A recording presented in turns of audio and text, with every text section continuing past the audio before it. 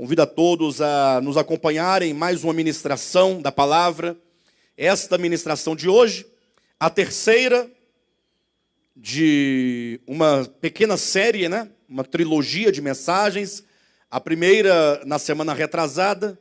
As 3 mensagens falando acerca do reino de Deus. Irmãos, esse tema, o reino de Deus, podemos até dizer, não somente esse tema, mas o reino de Deus enquanto realidade em toda a criação de Deus é aquilo que há de mais importante.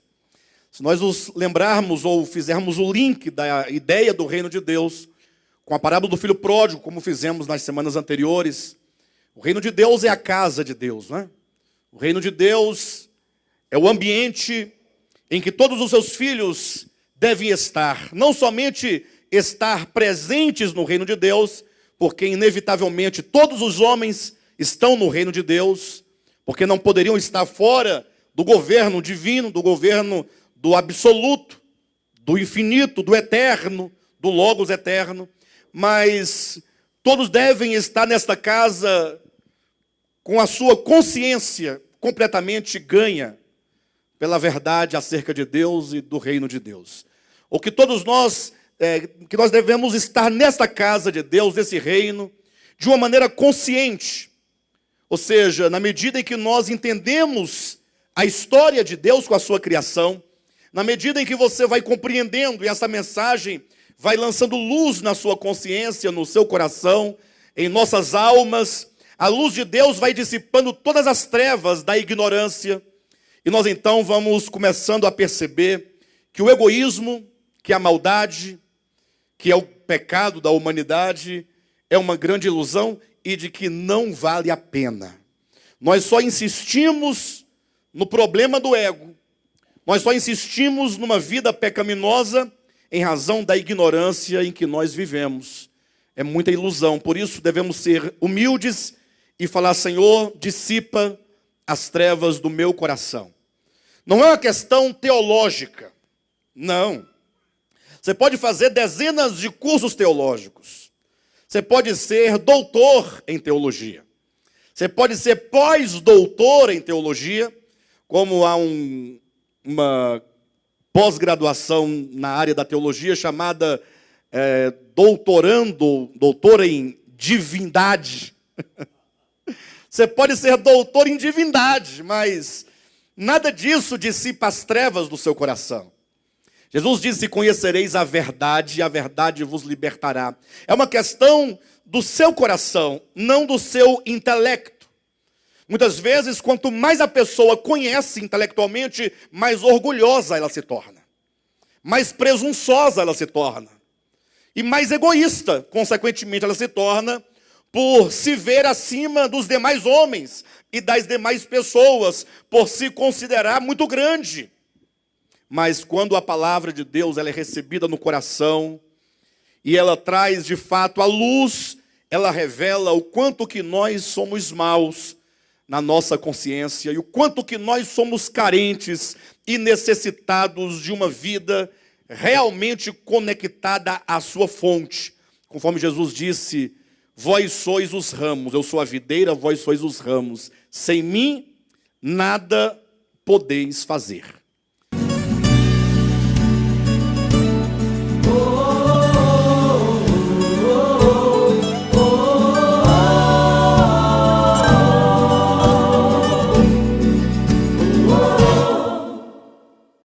As 3 mensagens dessa trilogia, hoje a terceira, elas falam, portanto, acerca do reino de Deus. Na primeira mensagem falamos sobre a natureza orgânica do reino de Deus. A semana passada nós falamos sobre a necessidade de ver e de entrar no reino de Deus. E hoje queremos falar um pouco sobre a manifestação do reino de Deus. E precisamos, portanto, retomar alguns conceitos já ditos aqui, já falados aos irmãos, acerca do reino de Deus enquanto uma realidade dentro de nós. Ou seja, entrar no reino de Deus não é entrar para uma religião. Entrar no reino de Deus não é receber um batismo em água. Entrar no reino de Deus não é uma questão de você aguardar algum dia, numa questão totalmente temporal, para que Deus venha te levar para um lugar no espaço que seja bom. O reino de Deus é atual, o reino de Deus é algo presente. Eu me recordo do texto de Lucas, capítulo 17, versículos 20 e 21, quando é dito que os fariseus e saduceus, procurando Jesus, lhe perguntaram, dizendo: Senhor, diga-nos quando é que virá o teu reino. Olha que coisa interessante. Olha que pergunta chave para abrir o nosso discernimento. Porque até hoje essas perguntas dos fariseus e escribas e saduceus, ela continua a ser feita. As pessoas querem saber quando é que o reino de Deus virá. Elas querem saber porque a concepção que se tem de reino de Deus é uma questão totalmente espacial e temporal. Ou seja, num determinado tempo, Deus nos levará, espacialmente, vai nos tirar da terra, que é um lugar de muita miséria, como se o problema da terra fosse o planeta, e vai nos levar para um outro planeta, para uma outra dimensão, e lá então nós estaremos eternamente no reino de Deus. Até hoje as pessoas continuam perguntando, quando virá o reino de Deus? E Jesus sabiamente, eu quero que você abra a sua Bíblia, Lucas capítulo 17, e verifique, porque são palavras de Jesus que nos ensina isso. Capítulo 17, versículo 20. Interrogado pelos fariseus sobre quando viria o reino de Deus, Jesus lhes respondeu. Olha a resposta de Jesus. Não vem o reino de Deus com visível aparência. Olha, a primeira parte da resposta de Deus diz, de Cristo fala, não vem o reino de Deus em visível aparência. Em outras palavras, ele está dizendo, o reino de Deus não está para a questão sensorial. Não está para os seus olhos, nem para os seus ouvidos, nem para o seu paladar, nem para o seu olfato, nem para o tato. Porque as pessoas inclinadas ao mundo material, elas querem estar no reino de Deus num sentido material. Ou seja, elas querem estar num lugar em que possa haver o melhor governo possível, sem corrupção. Elas pensam que o reino de Deus é estar num lugar onde não haja doença, nem fome, nem tribulação, nem nenhum tipo de angústia. Então elas ficam aguardando nessa expectativa temporal de poder, por meio dos seus sentidos, porque os sentidos, esses 5 sentidos nossos, eles abrem uma porta para o mundo exterior. Ou seja, os nossos 5 sentidos, eles estão relacionados àquilo que é exterior. Os nossos olhos, ouvidos, nariz, boca e nossas mãos, que é a visão, audição, olfato, paladar e o tato, eles não estão para a sua alma. Pelo contrário, eles são uma porta da alma para o mundo exterior.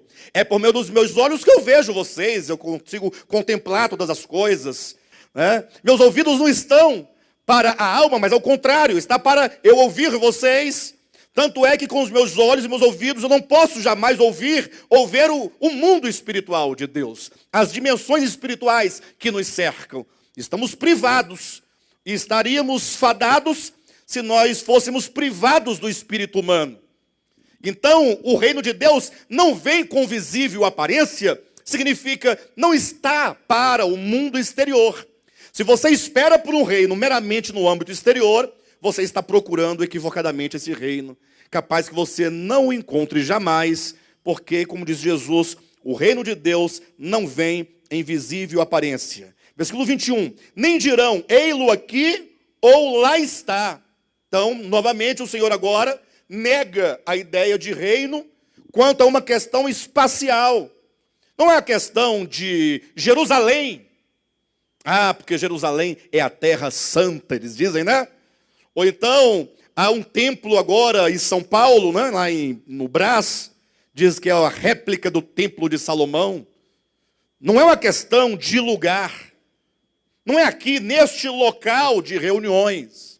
Este local poderia ser qualquer coisa, inclusive um local de reuniões de igreja. Agora, o reino de Deus não é uma questão de estar aqui ou estar lá. Como diz Jesus, nem dirão ei-lo aqui ou lá está, porque o reino de Deus está dentro de vós. Você pode repetir isso para você mesmo, se quiser, ou para alguém do seu lado? Se for para você, diga: o reino de Deus está dentro de mim. Se for para o seu irmão, diga a ele: o reino de Deus está dentro de ti. Creia nisso.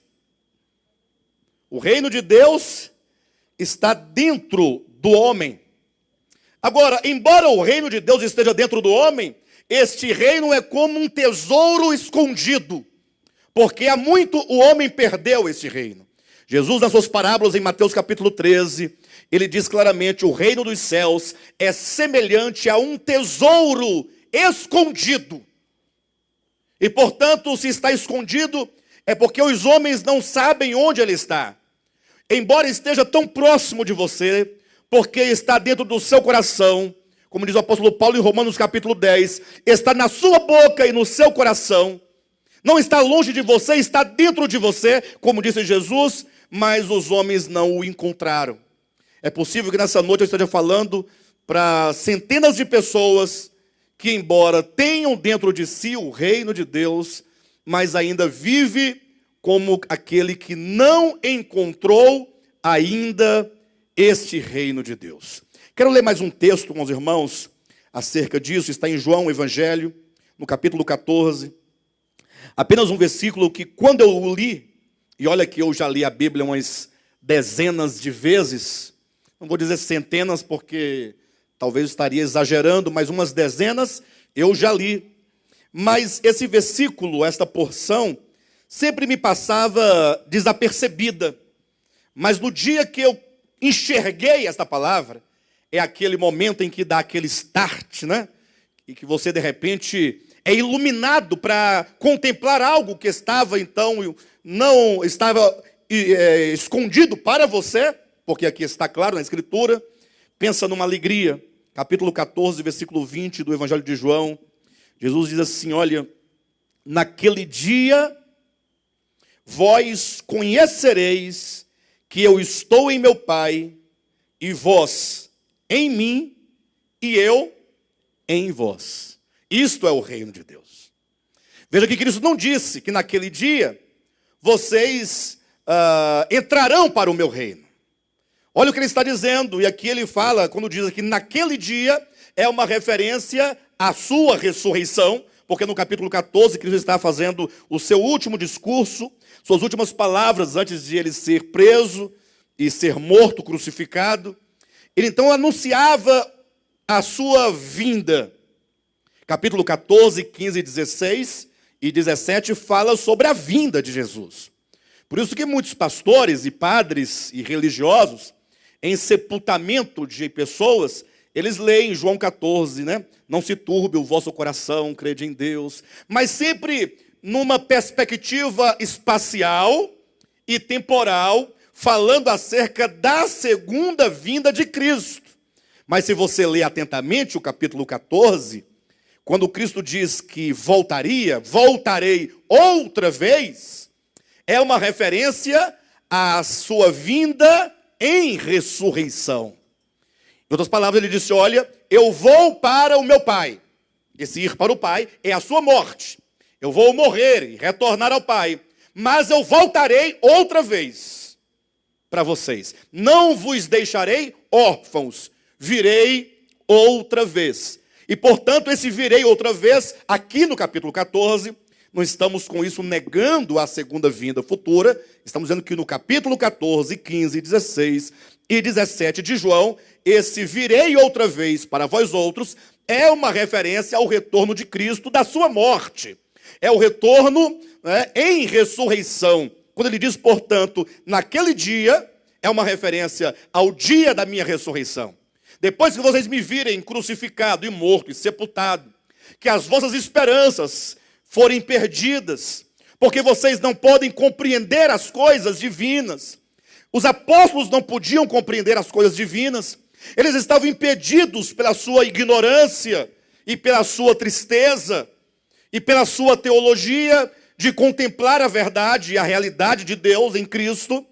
Mas Jesus disse: naquele dia, ou seja, quando eu ressuscitar, que vocês me virem, portanto, ressuscitado, aí vocês vão compreender algo.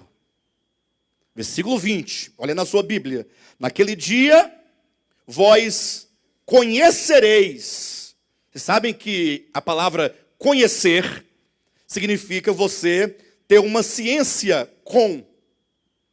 Ou seja, não é meramente você ter um conceito, mas agora aquilo que você está contemplando e é conhecido, agora ele entra para dentro de você, no sentido de você agora se aperceber das suas propriedades, e aquilo agora habita dentro do seu coração. O conhecer é uma questão do coração. Tanto é verdade que quando nós falamos sobre conhecer pessoas, eu costumo dizer, não, essa pessoa eu não conheço. Mas como você não conhece? Não, eu sei o nome, onde ela mora, mas conhecer requer o quê? Relacionamento, não é? Convivência. Portanto, o que está dizendo, naquele dia vós conhecereis, ele quer dizer, vocês terão a revelação. O entendimento de vocês será aberto. E vocês então conhecerão que eu estou em meu Pai. Olha que maravilha. Hã? Não é estarei. Vocês conhecerão, o conhecer seria futuro, mas vocês conhecerão que eu estou no meu Pai. Mas cuidado, não tem nada a ver, nesse caso, com trindade. Esse estar com o Pai é uma relação orgânica. No caso de criatura, criador. No caso, o Jesus, homem. Que está dizendo. Naquele dia vocês conhecereis que eu estou em meu Pai. Vocês conhecerão que o Pai está em mim. Que maravilha. Olha que maravilha. Olha para a sua Bíblia, eu quero que você veja. Verifique. Naquele dia vós conhecereis que eu estou em meu Pai. E vós? Onde vocês estão? E vós estáis em mim. E eu em vós. Vocês sabiam, todos aqui que é a questão, vocês sabiam que o Filho está no Pai? Quem sabia? Todos sabiam. Ninguém ignora que o Filho está no Pai, isso é mais do que certo. Todo crente sabe que o Pai e o Filho são um. Agora ele diz que não somente há essa unidade entre Pai e Filho, mas você sabia que nós estamos nele? Você sabia que você está nele? Pastor, mas cheio de pecados como eu estou? Sim, você está nele. Até porque não poderia não estar nele. Porque ele enche todas as coisas. Você só existe nele, só se move nele, só vive nele. Você sabia que ele está em nós? Que ele está em você? Que você está nele, que ele está em você? Isto é o reino de Deus. Isto é o reino de Deus. Agora, esse reino tem uma lei primordial. E aqui eu começo a entrar no que nós queremos falar hoje, que é a manifestação do reino de Deus. Porque sabendo você que você está no reino de Deus, sabendo você que o homem perdeu a noção e a consciência de reino de Deus por ocasião da queda, para a sua ignorância, a ilusão que encheu o seu coração, este homem saiu da casa do Pai, se afastou, se tornou um peregrino, se tornou um errante, sem Deus no mundo, desgarrado, desamparado, totalmente desagregado no coração e na consciência, acarretou contra si toda sorte de sofrimentos e de angústias. A história do filho pródigo retrata isso.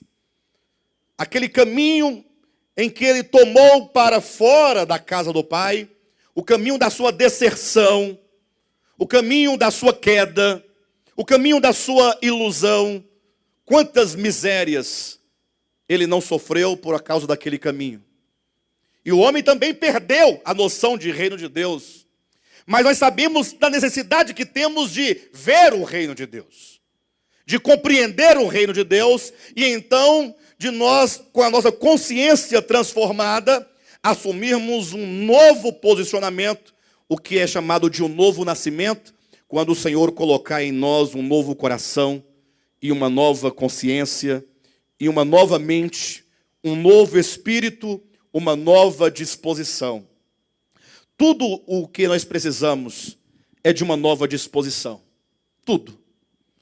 Me encontrei recentemente com uma pessoa e eu falei, puxa, mas como você está sumido? A pessoa disse, pois é, eu não tenho condições de ir, né? Congregar com os irmãos, tal. Eu estava num emprego concursado e estudei para passar num outro concurso melhor, aquele concurso que eu queria, e consegui o concurso que eu queria. Que maravilha, eu estou trabalhando no lugar que eu gostaria de trabalhar, estou tranquilo. Mas os cultos aos domingos à noite, para mim, não dá. Para mim é muito difícil. E eu compreendia e tal, mas fiquei pensando depois, né? Puxa, uma pessoa que se declarou tão próspera, né? Tão abençoada por Deus, não tem como gastar 2h30 por semana para se reunir com os irmãos, para louvar a Deus com os irmãos, para ouvir a palavra com os irmãos, não é? Não tem tempo, ou não pode, não dá. Não que esteja impedido por uma enfermidade, não. Tampouco impedido pelo trabalho, caso ele trabalhasse no período noturno, né? Por escala, não dá, porque isso acontece e é compreensível, normal. Mas simplesmente porque não dá, é difícil para mim. Vocês entendem? Então eu fico pensando o quanto que nós precisamos, não de uma teologia nova, mas o quanto precisamos de uma disposição nova.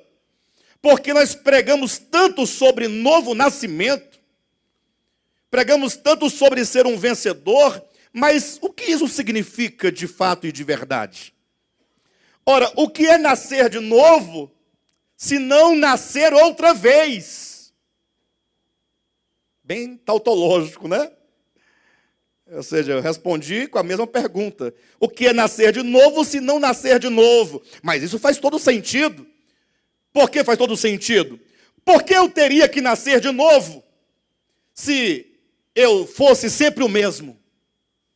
Ou seja, eu preciso nascer de novo, como Cristo diz, necessário vos é nascer de novo, porque a pessoa que você é uma pessoa que não está de acordo com Deus. Temos que nascer de novo porque nós somos nascidos da carne. Ou seja, a nossa constituição intelectual, a nossa constituição religiosa, a nossa constituição humana, as faculdades da nossa alma, elas são carnais. Elas estão tendenciosas aos prazeres da carne. Carne não enquanto, essa carne, matéria que nós temos, mas inclinadas, as disposições nossas todas inclinadas a uma natureza perversa de incredulidade, ou, se os irmãos quiserem tirar a palavra natureza, mas uma consciência totalmente incrédula, egoísta, avara, que não ama a Deus, porque não basta dizer que ama a Deus, né? Não basta dizer que ama a Deus. Porque não ama ao próximo, muito menos ao próximo, porque o próximo é o meu concorrente. O meu próximo é aquele que está disputando comigo a cada dia a melhor oportunidade, o dinheiro, o melhor lugar na fila. Não? Estamos cercados de concorrentes, não de próximos. Vivemos numa arena constantemente, lutando, brigando, porque queremos sempre ser o melhor. Quando Cristo disse, importa-vos nascer de novo, Ele está dizendo, você não é adequado. Você não está adequado para o reino de Deus.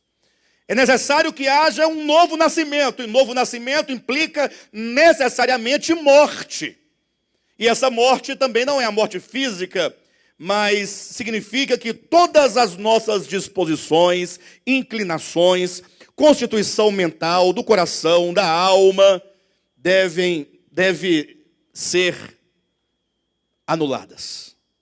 Para que uma nova disposição, um novo conceito, uma nova mente, uma nova visão, um novo coração, um novo sentimento seja gerado. Agora o sentimento de Cristo.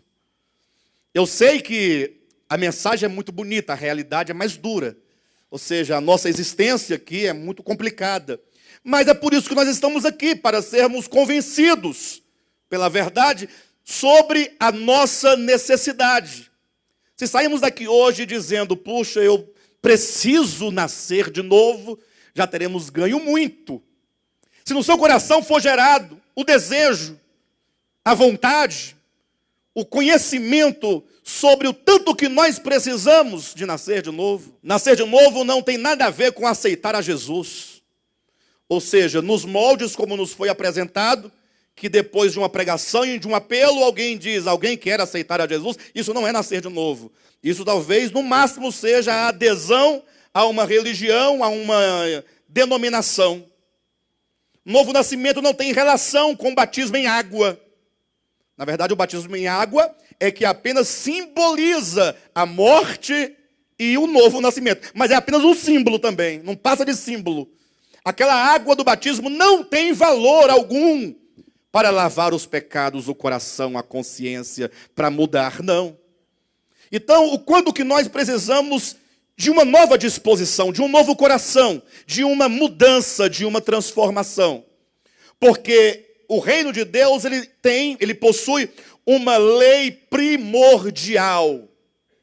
Essa lei primordial do reino de Deus, ela é contrária àquilo que nós somos em Adão.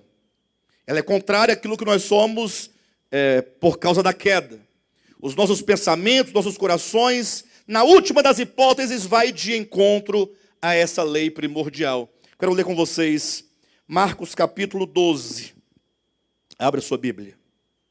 Aqui vai mostrar essa lei primordial, que é a lei do reino de Deus. É uma lei orgânica, é uma lei que não pode ser seguida meramente por doutrina. Marcos capítulo 12, vou ler com vocês a partir do versículo 28. Todos encontraram? Abra o seu coração, em nome de Jesus. Chegando um dos escribas, tendo ouvido a discussão entre eles, vendo como Jesus lhes houvera respondido bem, perguntou-lhe. O escriba perguntou a Jesus: qual é o principal de todos os mandamentos? Respondeu Jesus: o principal de todos os mandamentos é: ouve, ó Israel, o Senhor, nosso Deus, é o único Senhor. Veja que o mandamento, que é o principal, ele começa com uma advertência. Ouça! Veja que o mandamento, que ainda não foi dito, mas ele tem um cabeçalho, né? Tem uma introdução. Não basta em você entregar o mandamento como uma regra. O mandamento tem que ser recebido como compreensão dentro do entendimento, dentro do coração. Portanto, o maior dos mandamentos, o principal é: ouve, abre o ouvido, abra o coração, ouça com o coração. O Senhor, o nosso Deus, é um Senhor. Porque tem muitos senhores, então ele é um Senhor, né? Ele é mais um Senhor, não é isso que diz a sua Bíblia? Não é isso? Vocês sabem o que é Senhor? Invoque essa palavra para dentro de você. Coma essas palavras. Digira essas palavras. O Senhor, o nosso Deus, é o único Senhor. Não existe outro Senhor. Não há outro Senhor. Ele é o único. Porque Ele está acima de tudo e acima de todos. E porque Ele é o único Senhor, versículo 30 diz: amarás, pois. Amarás, portanto. Ou seja, a atitude de amar ou amar ao Senhor tem um motivo, tem uma causa, tem uma razão. Enquanto nós não nos dermos conta dentro do nosso coração de que só há um único Senhor, nós não poderemos amá-lo. porque o nosso coração está dividido, amando tantas coisas, porque fazemos tantas coisas o nosso Senhor. Ou nos deixamos escravizar por tantas coisas. É o dinheiro que nos escraviza, é a preguiça que nos escraviza, é a negligência que nos escraviza, é o egoísmo que nos escraviza. Dizemos que somos livres, mas não somos livres. O apóstolo Paulo sabia disso, por revelação divina. Ele diz em Romanos capítulo 12, capítulo 7, ele falando acerca da vontade que ele tinha de agradar a Deus, ele falou assim: olha, miserável homem que sou. Falando do homem não nascido de novo, referindo-se ao homem que tem apenas intelectualmente o conhecimento de que deve fazer o bem, mas não tem o poder de fazer o bem. Por quê? Porque ele não tem a força necessária para realizar o bem, porque ele não é o bem que ele precisa fazer. Ele é mau na sua consciência, no seu coração. Aí ele fala assim: puxa vida, mas eu tenho que fazer aquilo, mas eu não dou conta. Olha, eu sou um homem miserável. E ele vai declarar ainda no capítulo 7, dizendo que ele vivia como um escravo, debaixo do senhorio do pecado. O pecado que se assenhora sobre o homem. E que diz: olha, você é escravo, você não pode fazer o que você quer, tem que fazer o que eu quero que você faça. Aí nos tornamos escravos. Então, para amar o Senhor, não basta um conhecimento teológico. O amor a Deus nasce de um conhecimento espiritual, de uma revelação espiritual. O único Senhor.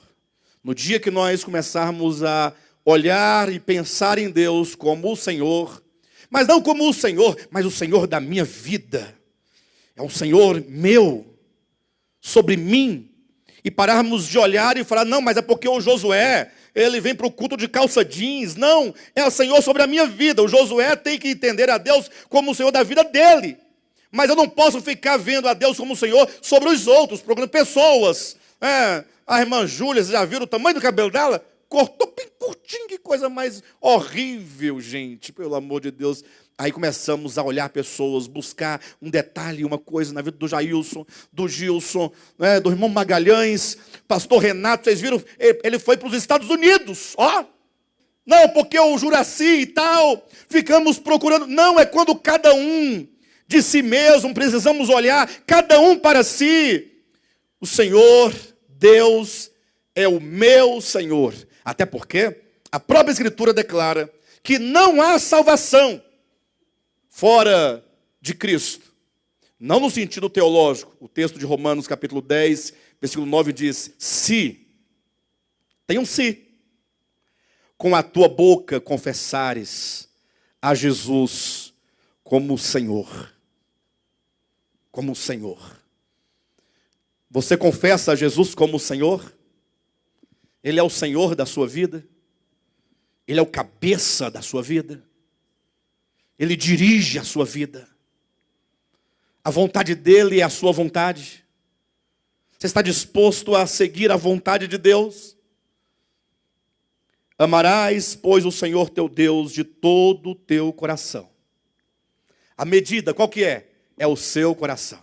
Ah, meu coração é estreito. Não, mas é só nessa medida, não precisa ser muito.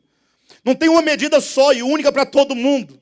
Até porque o nosso coração, ele, embora estreito, ele vai se alargando na medida que nós crescemos espiritualmente.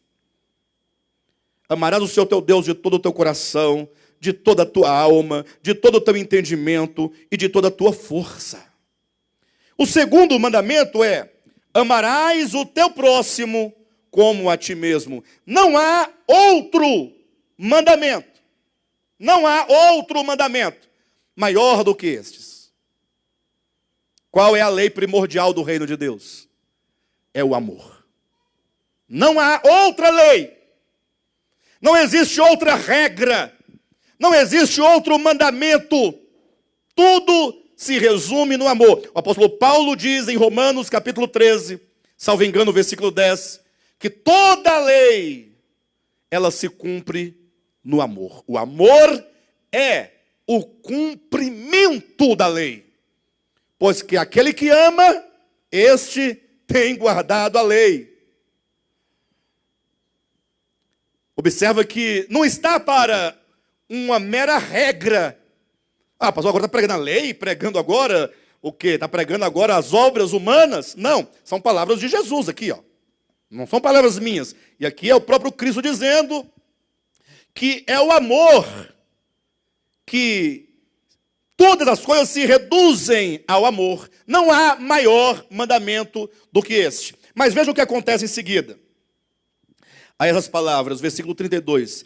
Disse-lhe o escriba. E o escriba ouviu a resposta de Cristo. Disse-lhe o escriba: muito bem, mestre, e com verdade disseste que ele é o único e não há outro senão ele. O escriba falou: Jesus é bom de resposta, hein? E ele respondeu com verdade. Aí Jesus diz assim no versículo 33, ou melhor, desculpe-me, ainda as palavras, 32. Disse-lhe o escriba: muito bem, mestre, com verdade disseste que ele é o único e não há outro senão ele. E que amar a Deus de todo o coração, e de todo o entendimento, e de toda a tua força, e amar ao próximo como a si mesmo, excede a todos os holocaustos e sacrifícios.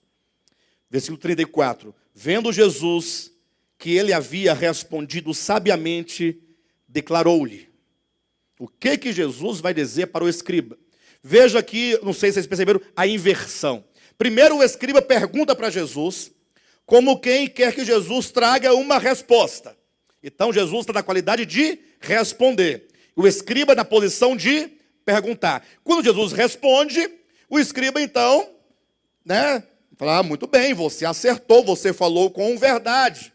Se acabasse somente aqui, Jesus sairia como aquele que passou pelo teste, Passou, foi aprovado. O escriba até mesmo aprovou a Jesus. Mas Jesus inverte a ordem e diz assim: vendo Jesus que ele havia respondido sabiamente. Ora, quem respondeu foi Jesus ou foi o escriba? Foi Jesus. Mas Jesus coloca ele como ele respondendo. Mas, vendo Jesus que ele havia respondido sabiamente, declarou-lhe: não estais longe do reino de Deus. Ou seja, o que é estar próximo do reino de Deus? Só uma pergunta: você está próximo do reino de Deus? Você já está no reino de Deus? Ou você ainda está próximo do reino de Deus? O que é estar próximo do reino de Deus? Qual é a medida com a qual mensurar a distância de alguém para o reino de Deus? Qual é a distância sua em relação ao reino de Deus? Como mensurar isso? Por meio da lei primordial. A lei primordial do reino de Deus é o amor. Porque o escriba tinha plena consciência de que o amor está acima de tudo. Jesus falou assim: opa, olha, aqui está alguém que está próximo. Ele está compreendendo. Ele está sabendo. Ele já sabe o caminho. Ele já sabe que não há outro meio de experimentar o reino de Deus senão por meio do amor. O amor é a expressão máxima e única do reino de Deus. Veja que maravilha. Não é sem razão que em Mateus capítulo 5, abra rapidamente a sua Bíblia, quando Cristo fala acerca da perfeição, capítulo 5, a partir do versículo 43 em diante, porque a perfeição é o estágio que todos nós alcançaremos quando estivermos plenamente dentro desse reino.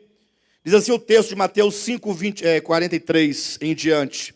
Ouvistes que foi dito: amarás o teu próximo e odiarás o teu inimigo. Essa é a lei fundamental do reino de Deus? Mas para muitos é.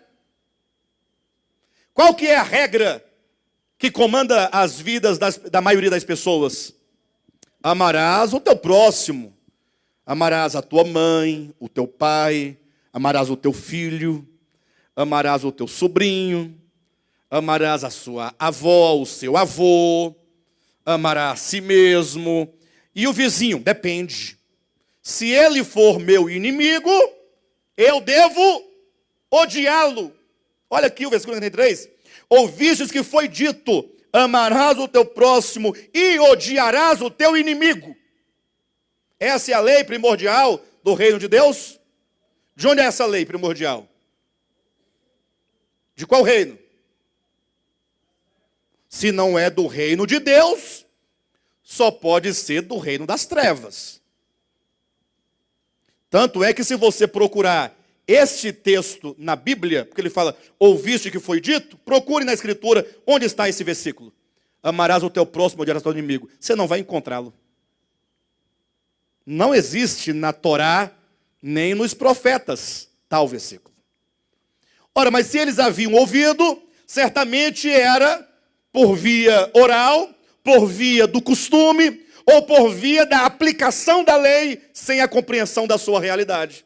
Porque muitos, tomando a própria lei de Moisés, apenas derramaram sangue. A compreensão equivocada. Muitos tomam a Escritura de maneira tão equivocada, que eles tomam a Escritura e conseguem dela extrair motivos e extrair razões para odiar e aborrecer alguém. E mostra na Bíblia ainda. Já vi gente, porque tinha inimizade com pessoas, se apropriar de Salmo capítulo 1. Eu não ando com essas pessoas. Porque está escrito: bem-aventurado é o homem, referindo-se a ele, que não anda segundo o conselho dos ímpios, e nem se assenta na roda dos escarnecedores. Esse povo são os ímpios. E nós ficamos sempre chancelando as pessoas, né? Esse é ímpio. Observe que os ímpios são sempre as pessoas distantes. Quando o ímpio é da própria casa, fala, não, Deus ama ele, Deus já está transformando. Aí vai. Mas quando é o outro, que está na condição talvez até melhor do que ao ímpio de casa, ó filho de Satanás, filho das trevas. Não é assim que falamos? 43 de Mateus 5. Ouvistes que foi dito, amarás o teu próximo e odiarás o teu inimigo. Eu, porém, vos digo. Aqui está agora a palavra de Cristo. Eu, porém, vos digo. A palavra de Cristo vai trazer a lei primordial do reino de Deus. Amai os vossos inimigos e orai pelos que vos perseguem, para que vos torneis filho do vosso Pai Celeste. Quer se tornar um filho do Pai Celeste? Pastor, mas eu não sou filho do Pai Celeste? Você é filho em natureza. Mas tornar-se filho aqui é em manifestação. Você viver como filho. Andar como filho. Viver a vida matrimonial como filho de Deus. Viver a vida no trabalho como filho de Deus. Viver a vida na comunidade cristã como filho de Deus. Onde quer que você esteja, viver como filho de Deus, manifestando este reino. O reino de Deus não se manifestará com visível aparência, no sentido de descer do céu uma grande cidade de ouro, a nova Jerusalém, descendo agora o reino de Deus. Não, para de bobagem. Pura bobagem. Tolice, muita tolice. Os crentes têm tanta vontade que desça uma cidade de ouro do céu, que se você acessar a internet, tem até uns vídeos, né, ou fotos de pessoas vendo cidade nas nuvens. Eles fazem umas montagens muito mal feitas, por sinal, e eles ficam, veja, a cidade já está dando os seus sinais de que está chegando. Não vem o reino de Deus com visível aparência, não há de se manifestar um trono de ouro. Jesus sentado no trono, com um cetro na mão, dizendo, pessoal, ide e dizei como eles devem viver. Não é assim que vem o reino de Deus. O reino de Deus se manifesta mediante essa lei orgânica, primordial, que é o próprio Deus, porque quando o homem compreender claramente por revelação, e porque ele compreende, ele passará a experimentar, o Pai está em mim, eu em vós, e vós em mim, aí este homem começa a amar a todos. Amar um amor que não faz distinção, amar indistintamente as pessoas. E aí o reino começa a ter uma manifestação. Eu, porém, vos digo: amai os vossos inimigos e orai pelos que vos perseguem, para que vos torneis filhos do vosso Pai Celeste. Porque Ele, o Pai Celeste, sendo o Pai e sendo nós filhos, o Filho não pode expressar outra coisa diferentemente do Pai. Sempre quando nasce alguém na família, assim, dos amigos, vamos lá, a pessoa, nossa, mas como parece com o Pai, né? Tem as feições, tem o jeito. Às vezes parece coisa nenhuma, mas todo mundo fala, né? Tem que encontrar alguém parecido, para não ficar chato, né? Porque às vezes não parece com ninguém da família, aí fica difícil. Mas aí todo mundo fala, mas como parece com fulano, com Beltrano? Mas vai crescendo, aí veja como parece, aí de fato parece. Você percebe que até mesmo, às vezes, um gesto, um jeito de falar, uma expressão, um olhar, um sorriso, lembra o outro, lembra os pais. Né, Tainá? Não lembra? Olha assim, mas como parece com a Rosirene, com o Juraci, com a irmã Sônia? Parece muito. Por quê? Porque é filho.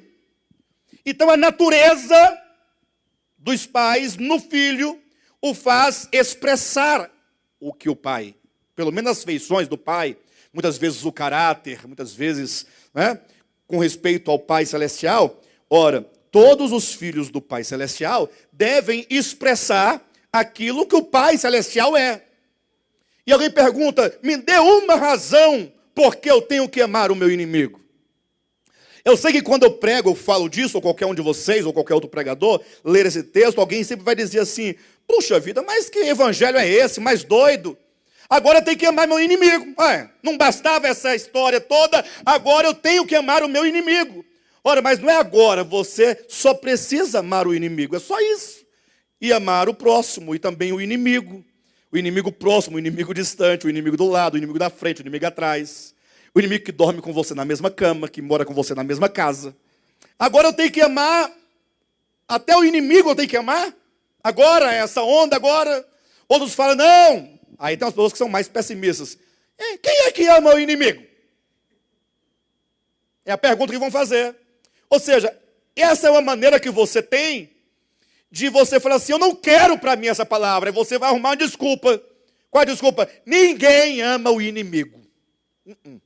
Nunca vi. Você já viu? Ou seja, é a maneira que tem para você ventilar a sua consciência, para você não desejar por isso, para você não buscar isso. Porque tudo começa com um tratamento. Não é que você agora vai amar e tem que amar e já está amando. Não. É um tratamento de alma. É um caminho de transformação, é um caminho de cura, é um caminho de mudanças. Com certeza que se você acolher essa palavra, ainda essa semana Deus vai colocar um inimigo no seu caminho. Aquele velho inimigo seu vai aparecer, e na hora vai começar a gotejar um veneninho por aqui, você vai lembrar da palavra, você vai ficar em crise no momento, porque você está diante da palavra, e diante do inimigo, você sabe que tem que amar, mas você não ama. Você deseja matar o inimigo, e agora você vai ficar naquela situação, mas a situação é boa, para que você comece a refletir, a pensar, não é? Então, para que vos torneis filhos do vosso Pai Celeste.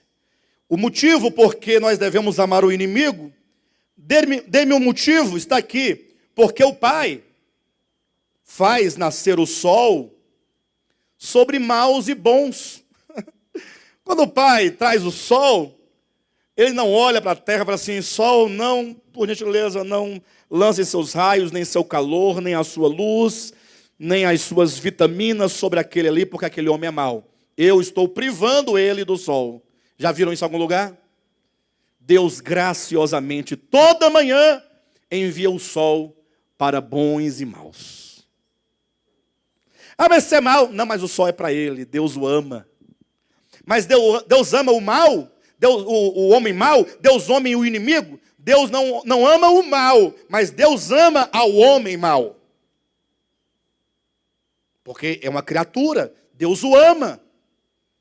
Deus não ama o mal que ele pratica, que ele alimenta, mas Deus ama o homem mau, e porque Deus o ama, Deus dá o sol gratuitamente. E Deus também traz a chuva. Deus dá o sol e a chuva a bons e aos maus, e faz vir chuvas sobre justos e injustos, porque se amardes os que vos amam, que recompensa tendes? Em outras palavras, qual o sentido de você amar a quem te ama? Não fazem os publicanos também o mesmo? E se saudardes somente os vossos irmãos? E eu vou fazer uma pergunta e você não responda, por gentileza. Tem pessoas com quem você se encontra que você não saúda? Não responda. Tem pessoas que você passa por ela e finge que não vê? Tem pessoas que às vezes no mesmo ambiente de trabalho ou ambiente de igreja, que é o pior, você ignora, para você aquela pessoa está morta, anulada. Ah, pastor, mas eu amo o senhor, pastor. Já é alguma coisa, né? Porque amar o Alexandre, vou te falar, viu? Tem que ter amor, muito amor. Mas às vezes é mais fácil, porque às vezes o nosso amor, ou o nosso não amor, se disfarça de amor. Às vezes o nosso não amor se disfarça de amor por pura conveniência. Como as pessoas gostam de estar perto daquelas pessoas que parecem estar em algum destaque, em algum lugar, por algum motivo. E no final é tudo bobagem. Porque quantos há que nós não saudamos, com quem nós não falamos, a quem nós ignoramos? Às vezes é fácil você estender a mão para ajudar, até com bens materiais, àquele que tem possibilidade.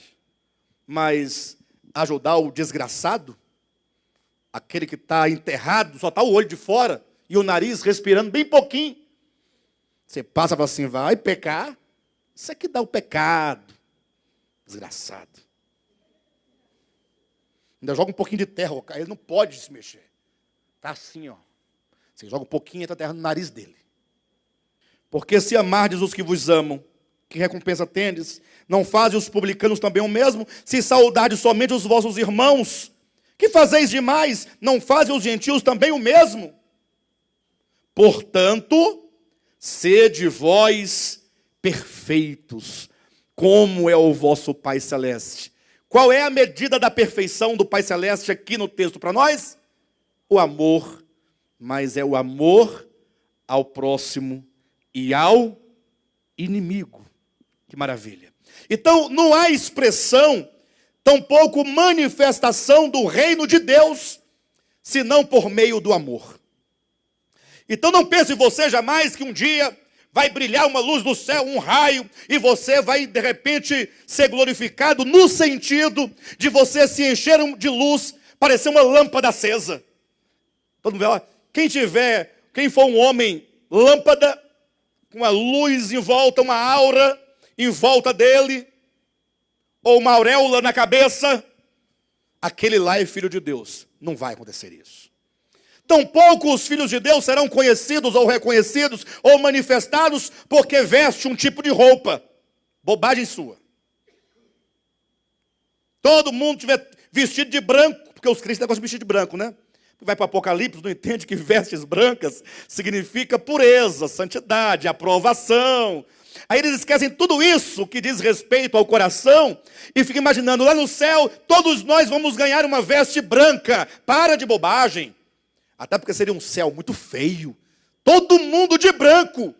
Aí não teria sentido que a Andresa falou, que nós ficamos alegres e felizes e gratos porque vemos as cores. Todo mundo de branco, Israels. Todo mundo pai de santo. Mas todo mundo de branco. O céu seria aquela abóbora branca. Todo mundo com roupa branca. Qual é o problema que vocês têm? Que nós temos ou que quem tem? Por que tem que vestir de branco? Ninguém vai ser reconhecido o Filho de Deus manifestado por causa do corte do cabelo. Se pinta as unhas, não pinta as unhas. Se usa blush ou não, se usa lápis. Ninguém será reconhecido o Filho de Deus porque congrega no ministério de volta à palavra, nem na IURD, nem na Assembleia, nem na Deus é Amor. nem na adventista, nem na batista, nem presbiteriana, que mais? Católica. Ninguém vai ser manifestado porque não é budista, porque não é do Islã, porque não é... Ninguém vai ser manifestado porque não toma cerveja. Ninguém vai ser manifestado filho de Deus porque dá o dízimo, porque jejua, porque vai ao monte, porque carrega pedra na cabeça, porque reza o terço ou reza o rosário. Não, bobagem. A manifestação dos filhos de Deus é a manifestação de Deus por meio do homem. É Deus que se faz carne, porque quando Deus manifestou o seu reino aos homens, em plena manifestação, Ele o fez por meio do seu Filho Jesus Cristo sobre a terra, e o princípio da manifestação do reino está claramente revelado em João capítulo 1, versículo 14. E o verbo que é Deus se fez carne. E agora Deus em carne, Deus no homem, Deus por meio do homem, vivendo como homem no homem, manifestou o seu reino. Amor, graça, misericórdia, bondade, solidariedade, justiça. Manifestando Deus aos homens. Paulo, entendendo claramente isso, vai dizer em 1 Timóteo, capítulo 3, versículo 16, aquele que se fez carne, que andou entre os homens, que vivendo uma vida completamente divina, sendo ele homem, manifestou o mistério da piedade. Mistério da piedade, Deus manifestado no homem, por meio dos homens e aos homens. A manifestação de Deus, portanto, transcende qualquer ideia fixa de qualquer evento histórico, de qualquer evento no tempo e no espaço. Jamais eu estou aqui para negar nenhum aspecto histórico da segunda vinda de Cristo. Jesus voltará, não é? Mas essa vinda de Cristo não é uma vinda meramente objetiva. Os crentes falam da segunda vinda de Cristo. E alguns até que pregam a vinda de Cristo, a segunda vinda. Outros aguardam. Outros acreditam, mas não parece tanto que acredita. Porque não fazem nada para se preparar para essa vinda. Mas de todo modo, de tantos falares e pensares acerca da segunda vinda de Cristo, a maioria esmagadora estão pensando numa vinda meramente objetiva. Como é que é isso, meramente objetiva? De repente o céu se abre e aparece Jesus lá. Ei, estou aqui, olhem para cá.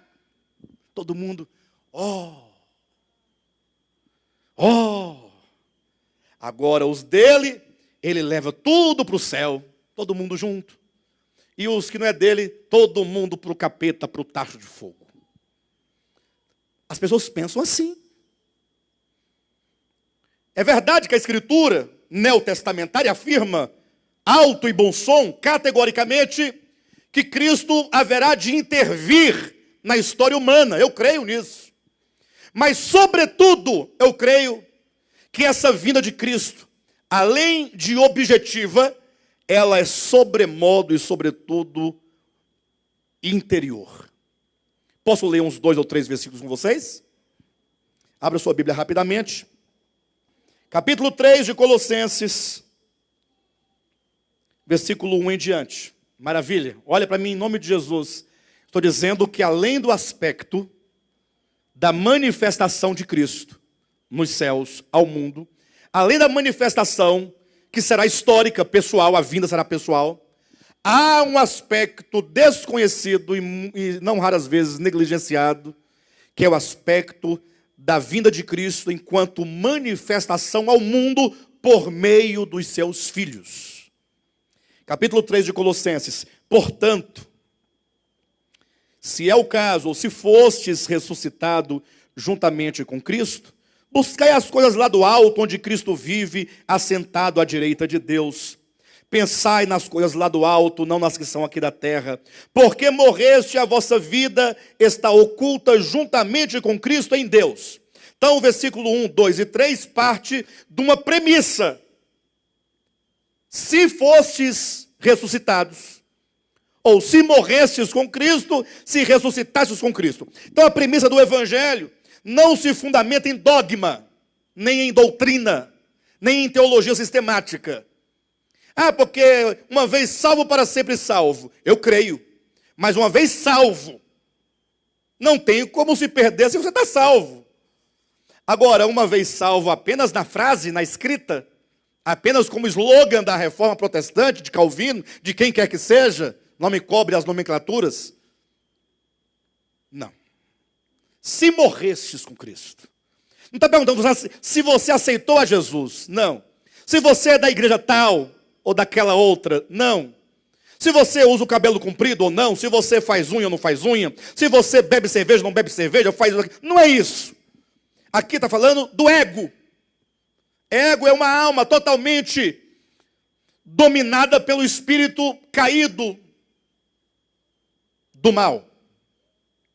Coração perverso.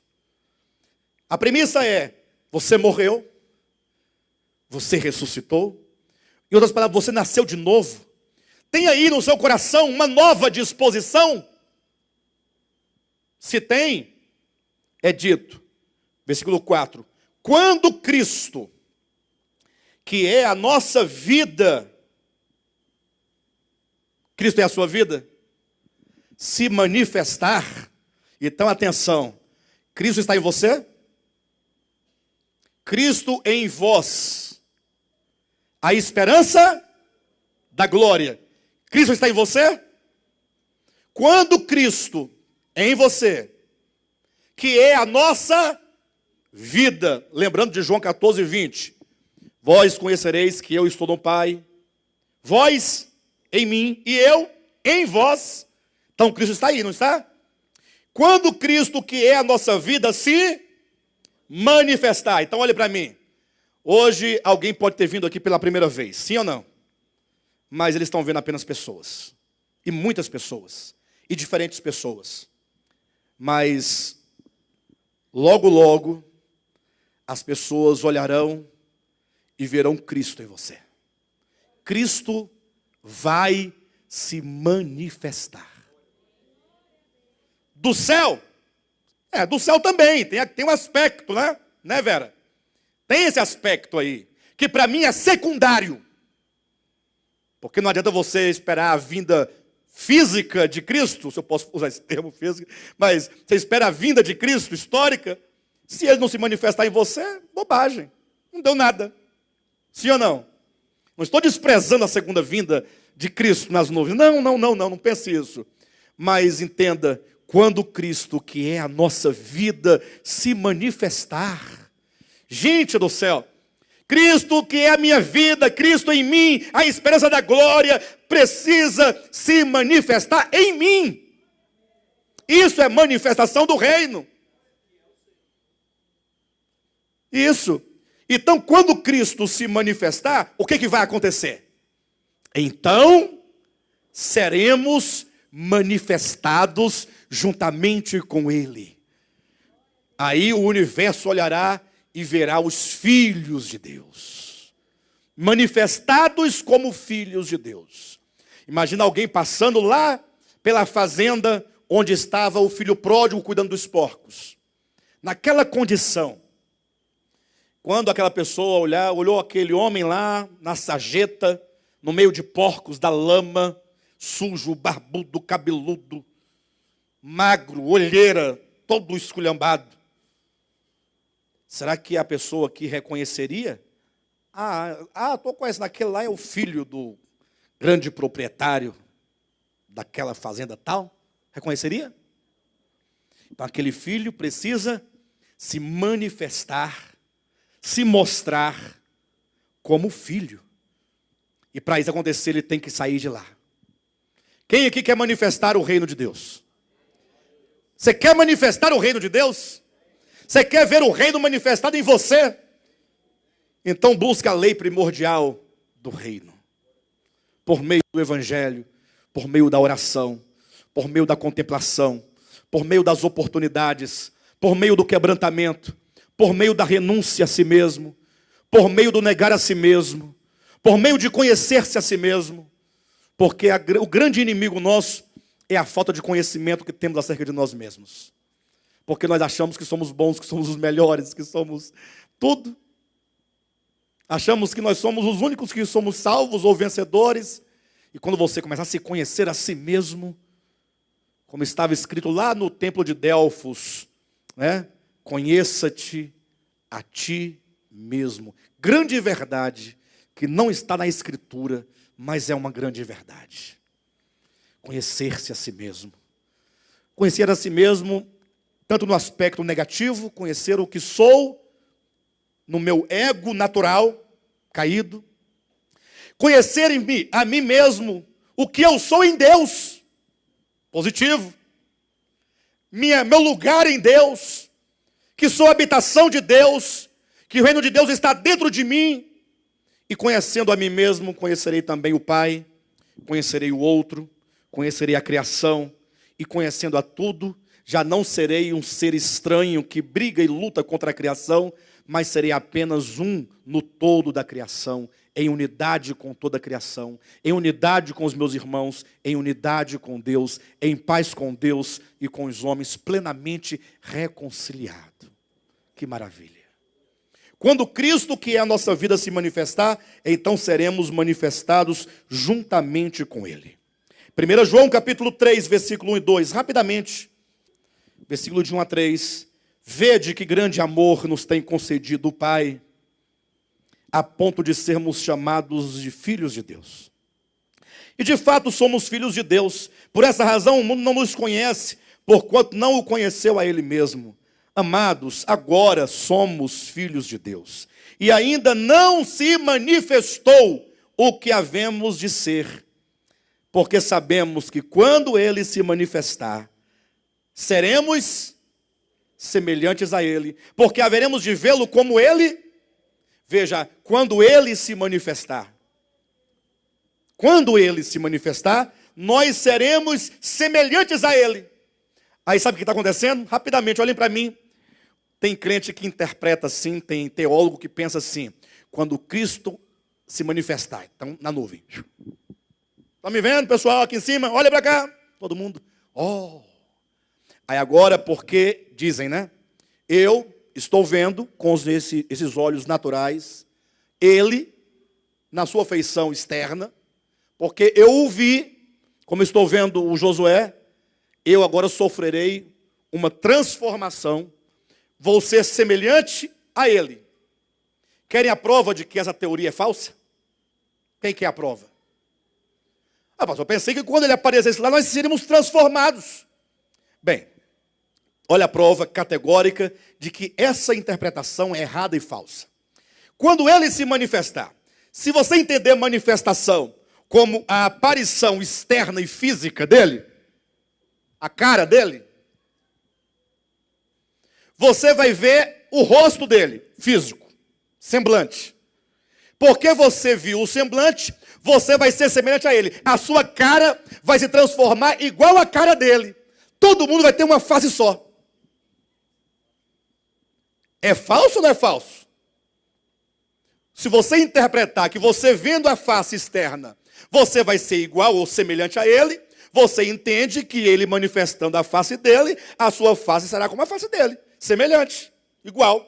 Todo mundo, ninguém vai ter mais a sua própria carinha. Cada um vai ter a mesma cara. Igual quando faz um movimento pró-Moro ou contra Moro, todo mundo usa a máscara do Moro.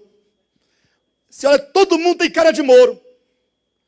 Ou cara de Lula, ou cara de Dilma. Quem já viu as pessoas tudo com uma máscara só? Fazendo movimentos. Mesma cara. Não é assim. Como é que é? Quando Ele se manifestar em você. Ele vivendo por meio de você, expressando os ricos atributos dele por meio de você. Aí você, quando olharem para você, fala assim, é engraçado, você é semelhante a Cristo. E por que você é semelhante a Cristo? Porque eu o vi como Ele é. Você já viu a Cristo como Ele é? Você conhece a Cristo como Ele é? Ou você conhece o Cristo apenas, o Cristo histórico? Apenas o Cristo da teologia? O Cristo da igreja? quando você tem um conhecimento do Cristo de Deus, conhecimento profundo de espírito, de alma, de coração, ele se manifesta por seu intermédio e você, consequentemente, se torna como ele é, semelhante a ele, no viver, no agir, no falar, em tudo isso. E eu teria muito mais coisas a dizer sobre esse assunto da manifestação, mas quero apenas ler o último texto para fechar. Eu tenho vários aqui. Eu tenho Hebreus 12, 14, Apocalipse capítulo 1, versículo 10, mas vou ler o último, que é 2 Tessalonicenses, é o texto que eu comecei. 2 Tessalonicenses capítulo 2, ou capítulo 1. Eu vou ler apenas a partir do versículo, ler apenas o versículo 10. Vamos fechar com esse texto maravilhoso? Quando Cristo vier, o versículo anterior, ou os anteriores falam da vinda de Cristo. Quando Cristo vier para ser glorificado, quando Cristo vier para ser glorificado, onde? Nos seus santos. Onde ele será glorificado? Diga, em mim. Cristo será glorificado em nós. Cristo será glorificado em nós, por meio de nós. Isso é manifestação do reino de Deus. Quando vier para ser manifestado nos seus santos e ser admirado em todos os que creram. Ele será o quê? Admirado em todos os que... Ele será admirado em você, em mim. Mas cuidado, não é admirado assim, puxa, mas vocês são os caras mesmo, hein? Puxa, que beleza. Não, eles vão admirar as obras de Cristo. Eles vão admirar o amor de Cristo. Eles vão admirar a misericórdia de Cristo fluindo por meio dos seus santos. Quando vier para ser glorificado nos seus santos e ser admirado em todos os que creram naquele dia, porquanto foi crido entre vós o nosso testemunho. E então se cumprirá o que está escrito em Apocalipse capítulo 1, versículo 10. E todo olho o verá. Todo olho o... Por quê? Porque a terra será enchida da sua glória. Homens que foram redimidos, regenerados, transformados, conformados, glorificados, enchendo a terra da semelhança e da imagem de Deus. O reino de Deus tomando toda a terra, enchendo toda a terra, porque ou porquanto foi crido entre vós o nosso testemunho. Eis a manifestação do reino de Deus. Amém?